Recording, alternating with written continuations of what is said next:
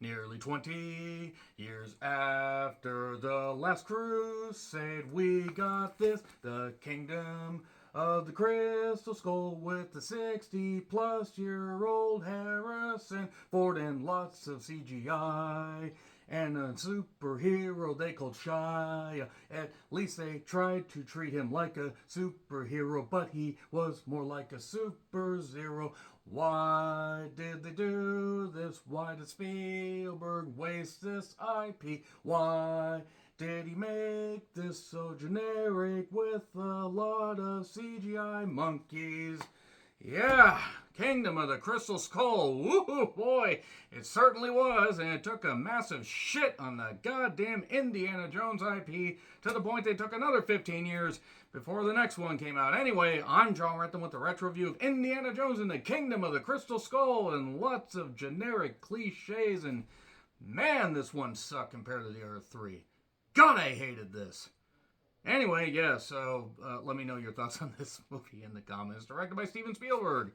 One of the rare Steven Spielberg misses. There were moments that actually made me think, okay, this isn't too bad. And then I forgot just how ugly and boring this movie was. Except for Cate Blanchett. She looked really good. Why is she so hot? Anyway, so David Coe had something to do with this. By that I mean he wrote it. Death Becomes Her. Jurassic Park, Carlito's Way. Do you know the way to Carlito's Way? The Shadow, yeah, one of many radio serials slash comic books that they turned into a movie in the 90s. That and The Phantom were not very good ones. Mission Impossible, Trigger Effect. I forgot about the Trigger Effect. No, Hulk, I said Trigger. God damn it, Hulk. Jurassic Park, The Lost World, or The Lost World Jurassic Park, however the fuck you say it. You know, the one where they kept flipping the cast around because, oh yeah, they didn't really know what the hell they were doing. Stir of Echoes. Forgot about Stir of Echoes. That one was better than The Sixth Sense. Panic Room. Oh, no, this is Panic Room. It has memorabilia from the movie Panic Room. If you get that reference, I love you guys. Spider-Man, You Should Have Left. Oh, God, he wrote You Should Have Left. Fuck you, David Cope. How dare you? How dare you continue to get... Well, that's unfair. That's unfair. It's not his fault that movie... Well, actually, he wrote it. Yeah, it is. And Kimmy, that was actually pretty damn good. Had Zoe Kravitz in it. It was set in Seattle. A guy got to nail Zoe Kravitz. I call that a good movie. Anyway, Harrison Ford, Cate Blanchett, Karen Allen, and Shia LaBeouf, along with Ray Winstone, John Hurt, at his most John Hurt, and Jim Broadbent. Or Broadbent, whatever. He was bending broads. Have fun picturing Jim Broadbent bending broads over a sink. Have fun with that, folks. If I have to think about this stuff, don't ask me why. I will make all of you people think about it. Set in 1957, Indy must basically rescue a friend and stop the Cumlads, the commies as it were, from unlocking something with absolute power. So yeah, $185 million budget. $260.5 million today. $185 million budget. That is more than twice the combined budgets of the first three. I know that the first three were wildly successful. The first and the third more than the second one, but the second one still made quite a mint. And they thought 185 million was 185 million. Easy for me to say was a good idea. $317.1 million gross in the U.S. $446.7 million today. $790.6 million worldwide. $1.13 billion today. So sure, still pretty good money. Even if you look at just $2008, it made its budget back. But really? Really? This is what they spent the money on?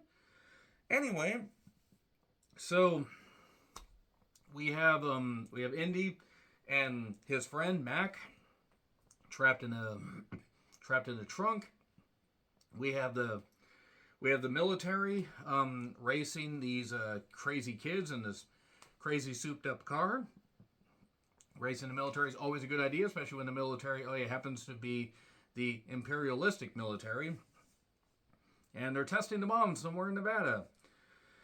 So, his friend Mac betrays him. Curse your sudden but inevitable betrayal, Mac, even though we could have seen it coming. I did note at one point, could Cate Blanchett slap me like that next? This is not going to be easy. Not as easy as it used to be. Because he's old. look, I don't mean to make age jokes, but it's just they were using so many camera tricks and stunt doubles.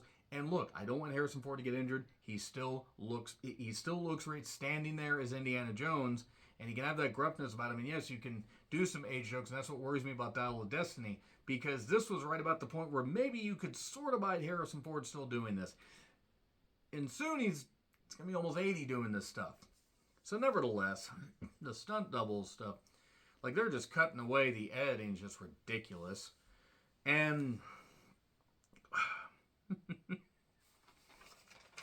he ends up, just getting, he ends up escaping the commies. He ends up on a testing site, and he's like, oh shit, now the bomb's going to go off. And the commies just barely manage to get away. Well, some of them do, a few of them don't.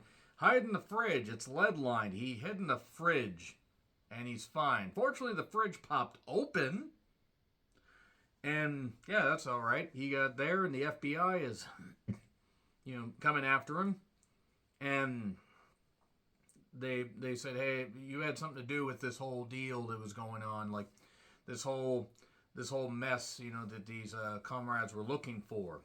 Oh, what were they looking for? The Russians are looking for something that's very magnetized. Something that was hidden in a little mummy wrap deal. And then Indy escaped, hid in the fridge, and did all that. And now he's still teaching until Jim Broadbent says, hey, they're firing you and they're firing me. This sucks. Or maybe they just fired Indy. The writing was really bad, and I kind of refused to care at this point. So Sean Connery died.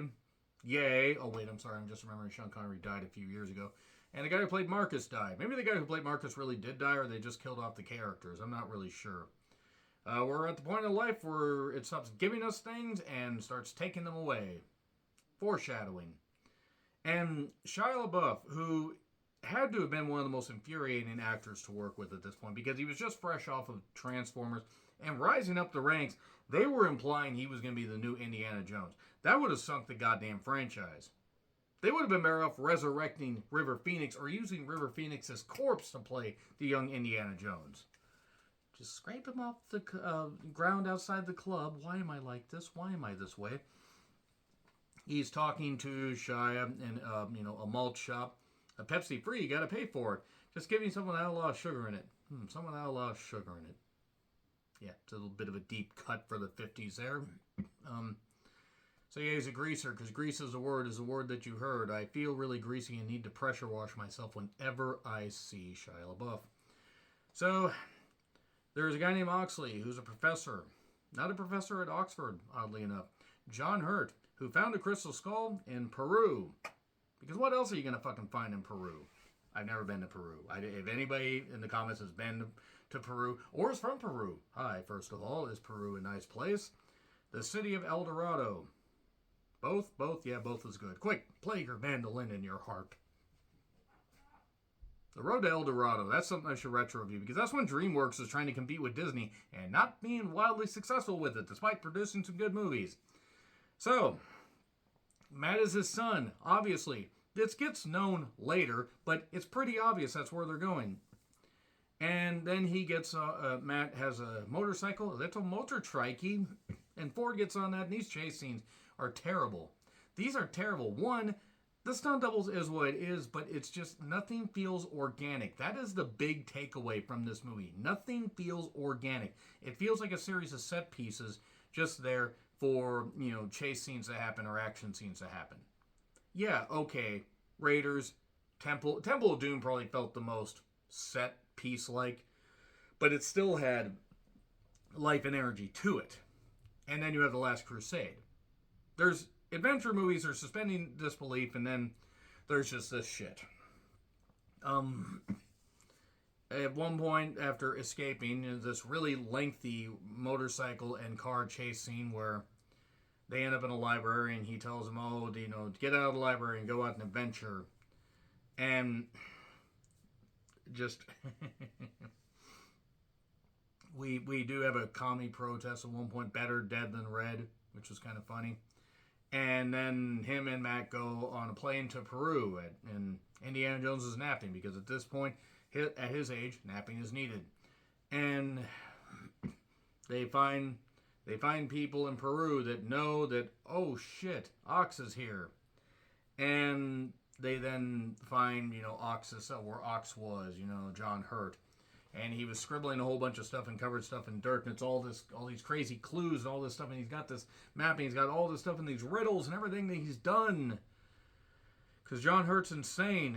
Then they go to this one place that's so obviously a set piece. It's like Legends of the Hidden Temple, which was a fun show. Maybe a product of its time. But nevertheless, there are guys flipping around and doing ninja stuff and everything because, of course, they are. They're like ninja temple guards. They do blow dart stuff. Indy does a thing where he blows a dart back in a guy's throat. And then there's a scorpion that bites him, or bites Matt, and he's freaking out. And he says, well, how big was it? Pretty big. Well, that's good. The bigger the scorpion, that's fine. If it's small, don't keep it to yourself. And so Scorpion, it's showtime. Woo! So anyway, they find all these, this one explorer and his cronies. They were all wrapped up like mummies. They were all encased, so they were all preserved, but then the air got on them and then they all rotted away. Oh, and then there's this crystal skull that just happens to be hidden behind this guy's body that was already disturbed. That can only mean one thing. Somebody knew it was there, or somebody put it back there. And since John Hurt is the only one that seems to know anything about this, 10 to 1 odds is John Hurt. And it'd be a stupid bet to make considering this movie already came out and betting on movies is stupid. So, they're captured after getting out of this whole area. And then Mac is part of the comrades of and claims that he's a double agent. He says, will be richer than Howard Hughes. And then there's a city called Ator. But he's a baby. Wow, everyone did drugs then, I guess. And it was built by aliens because human hands did not have the ability to do this. Oh, yeah, this is John Hurt on any given day is what I know it. Babbling incoherently and not making any sense. I mean, seriously, look at John Hurt. I mean, John Hurt's great as an actor, but I don't believe this was a stretch for him to play a babbling incoherent. And communicate with the alien skull and stare into its crystal eyes. It's fine. This is fine. This will go fine.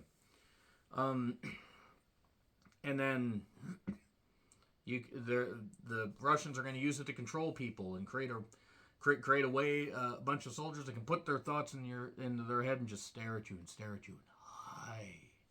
You just do that. Shia is incredibly shit, is what I noted. Just incredibly shit. I mean, despite a lot of the, alleged stuff and the stuff that he did that led to his own career being self-destructive, not exactly being the best with women, if you get my drift. Marion is back. Karen Allen is back. Hooray. Still look good. John Hurt just not making any sense, but also making sense because he was doing this kind of stuff. Thought he was doing a Dean Malenko impression. That's mean. Or a Gene Anderson impression. That's even more of a deep cut. And he was auto-drawing. And he drew a bunch of stuff. And then the good people try to escape. And then they end up, Karen Allen and Harrison Ford end up in a quicksand pit. And Marion gets rescued, but Indy won't grab the thing because it's a snake. Not a rope. Call it a rope. Grab the rope. Nothing feels organic and the comedy doesn't hit at all. And then the Russians recapture them. And then they somehow have this thing that's just a giant wood chipper rototiller thing that's the size of a house and it's chopping through the rainforest. That's cool. So it was never the bad Brazilian government that was chopping through the Amazon. That's where they are, the Amazon, by the way. That's what I forgot to mention mainly because I don't give a shit. They drop through that, and somehow the ground is clear enough where they're not going over any stumps or any nothing or whatever. The cars are totally fine. Marion and Indy argue, and then she says, well, I married somebody and everything, and I was pregnant with this kid, and he is your son and all that, but she says, there must have been other women for you. There were, but the problem is these other women weren't you. Oh, that's so sweet. I forgot to give a shit. Okay, so they then get into like this lengthy chase scene through the forest that it had to have gone on for like 30 minutes. I mean, I think it only actually went on for 10, but it was terrible. These special effects were ass. I mean, Matt claims he's a double agent at this point, which he's not. He's not. He's just tricking him, which is obvious, by the way, but Indy's an idiot, as it were. And there's this point where Kate Blanchett is fighting with a sword, fighting Shia LaBeouf on another Jeep, and they're just keeping together and they're doing this. And this CGI is terrible. This is terrible. This is like League of Extraordinary Gentlemen bad. And I know it's 2008, but the CGI in some movies even earlier was better than this. Good grief, $185 million. And then he gets cut on a vine, Shia LaBeouf does. And then a bunch of monkeys show him how to swing on vines. Why is this in an Indiana Jones movie? Steven Spielberg should have never been allowed to make West Side Story because of this. He's, Matt is their king and swinging on the vines and all this and everything. And all to get the crystal skull that John Hurt's holding on to and babbling incoherently. And then they end up in this pit, or this sandy area with a bunch of hills, and oh my god, there's these flesh-eating ants that exist in Peru, or no, well, it's Brazil now, in the Amazon. And there's a boat car, like the car that can go on land or sea or air. Boat Jihad Joe is there. But various soldiers get eaten up. These ants try to build a literal ladder to get at Kate Blanchett. At one point, she squeezes one between her thighs. It should have been me. Enough of that. Guys get eaten. Indy fights with one old guy, while John Hurt uses a skull to get the antagonist, as it were, away from him. And then they end up getting in the boat, or the boat car. They go chasing waterfalls, not listening to the Glorious Masters TLC, which makes sense considering they hadn't come out with music at all for 38 or so years. I think Waterfalls came out in 95. But nevertheless, they go down a whole bunch of rivers. They end up at this one particular area that has this crying waterfall, this skull face that has rivers coming out of it. And then tracking devices are being left by somebody so the comrades can find them. Gee, could it possibly be Mac? It's Mac. It's Mac. He's doing that. Mackety Mac, don't talk back. They find this puzzle, find a way to get down into this particular area. They knock these particular stone faces out in the sand, drains out, and these towers do this and fold up the towers. Rapunzel, they fold, and then they go down, and then, oh yeah, you have to get down these steps before they start to go into the wall, or you'll get down the spikes. And nothing feels organic, I need to say. Again, nothing feels organic at all with this. So they end up finding an embarrassment of riches, but they get to where they can return the skull to its rightful owner. There's all these alien skull overlords there, skullverlords as it were, and they're sitting there. They return the head to the one that was separated, because you got to keep them separated, hey. And Irina, I knew a girl named Irina from a job. She was really nice. Hope she's doing well, like she's watching this. Kate Blanchett wants to know everything. She wants to know absolutely everything. And then things start to fall apart. It becomes pretty obvious that this isn't a temple, it's a spaceship. And she wants to know everything. And then the information starts getting pounded into her head while people get sucked up into the alien spaceship sky. And it's a spaceship with a portal, so yeah, let's get the hell out of here. And then she's freaking out. Wait, that's too much. I don't want to know. See, ladies, this is why you should make sure a man knows things, so you don't have to know things. Oh, that's going to go well. People may take that as sarcasm, or they may take it too seriously. But they escape, and then everything gets flooded out. Marion and Indy get married, and then they implied that Shia LaBeouf was going to be the new Indiana Jones. And that is the last time I'm going to watch Indiana Jones and the Kingdom of the Crystal Skull. Generic, ugly, boring, and bad CGI. God, Spielberg, you just phoned this shit in, didn't you? Anyway, agree, disagree what I said, like, share, subscribe, Twitter handle in the description. I'm John Rickland. I'll see you soon.